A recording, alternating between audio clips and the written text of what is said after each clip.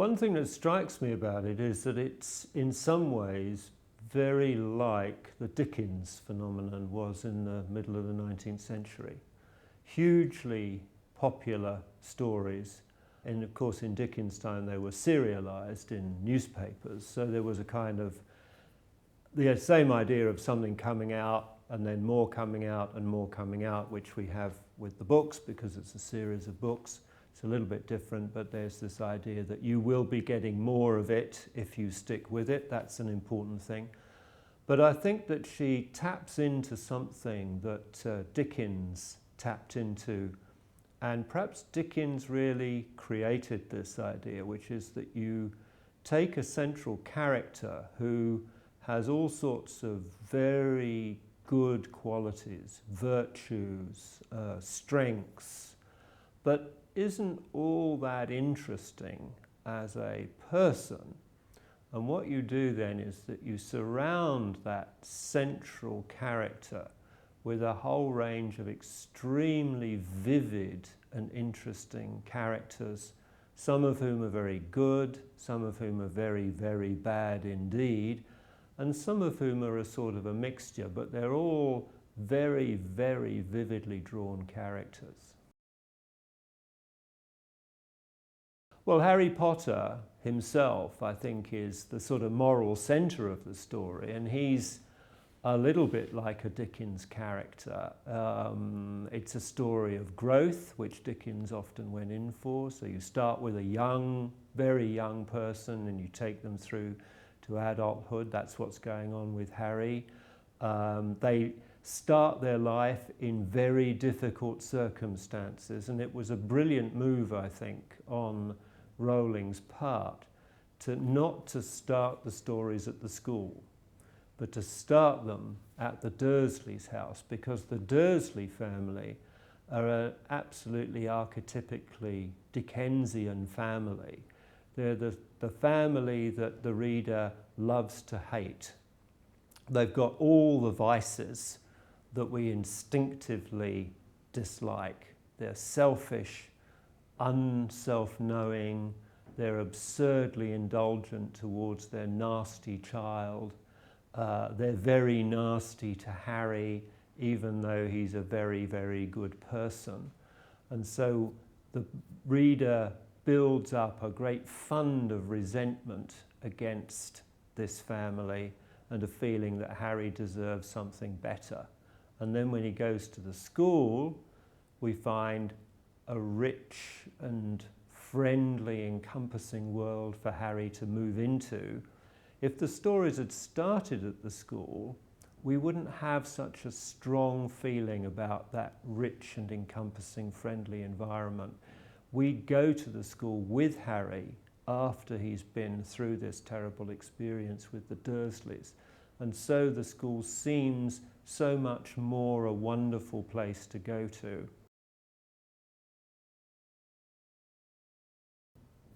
There are various parallels. So in Oliver Twist, for instance, we get the story of a young boy right from birth. And of course, as with Harry, there's a mystery about his birth. And it's a mystery that isn't explained to us until the end of the story. But something has happened at his birth that separated him from his family and then has put him into a series of horrible environments. First of all, there's the workhouse. Then Oliver falls in with the gang, led by Fagin, who's an extremely colourful, basically immoral, but in some ways rather likeable and admirable character. But then you do also get the utterly horrible Bill Sikes, who's a kind of pathologically violent and nasty person, somewhat like Voldemort. I mean, he doesn't have the powers of Voldemort, but he has the utter dislikableness that Voldemort has.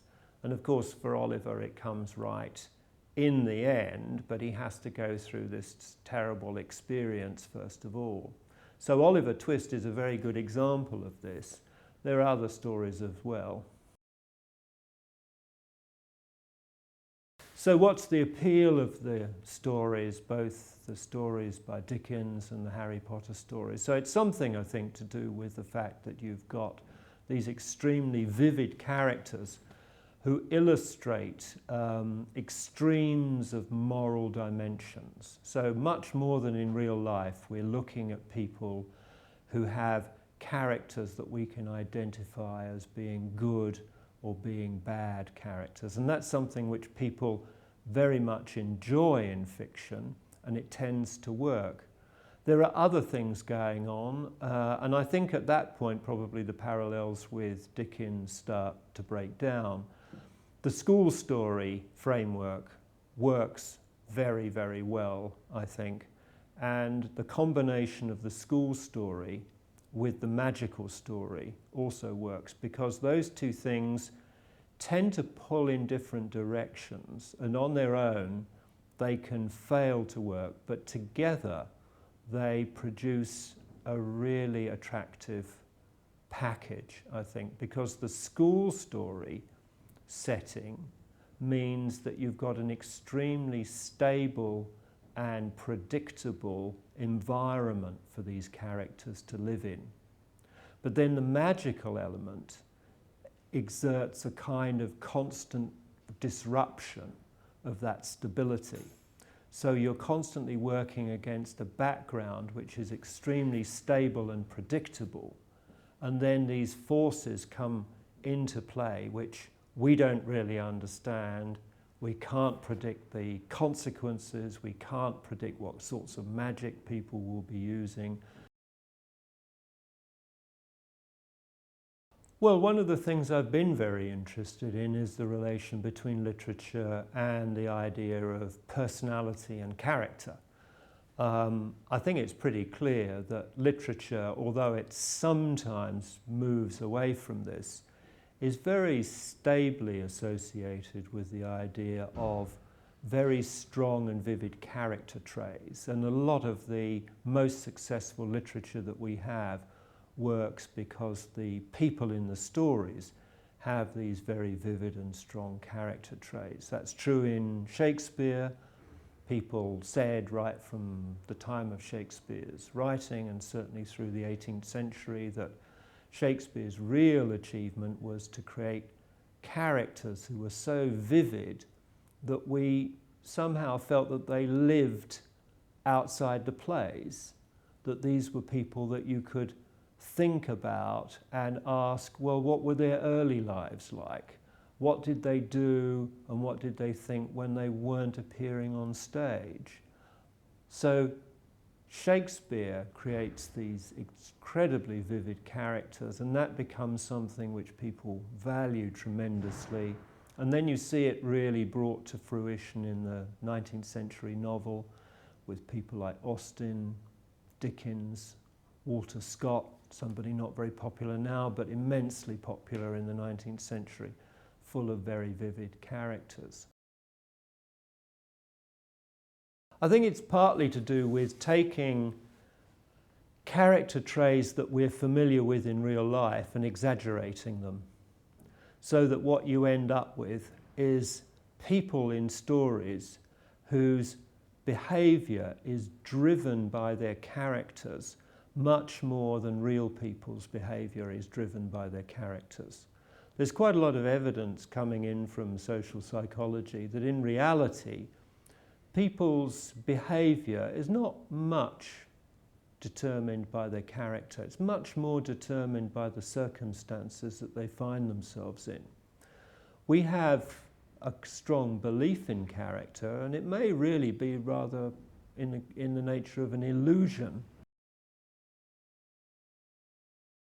Well, the characters in Harry Potter, on the whole, are much more driven by their character traits, their virtues and their vices, as people sometimes say, than real people ever would be.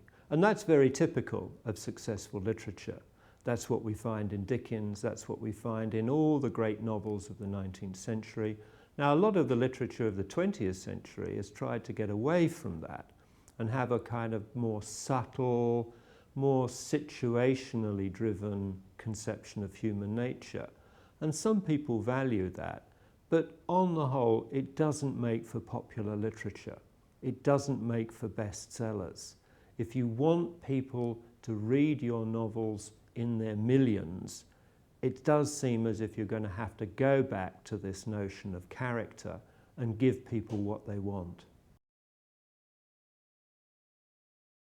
It may well be that one of the things that attracts us to Harry Potter and literature of that kind is the thought that some of the characters are like us.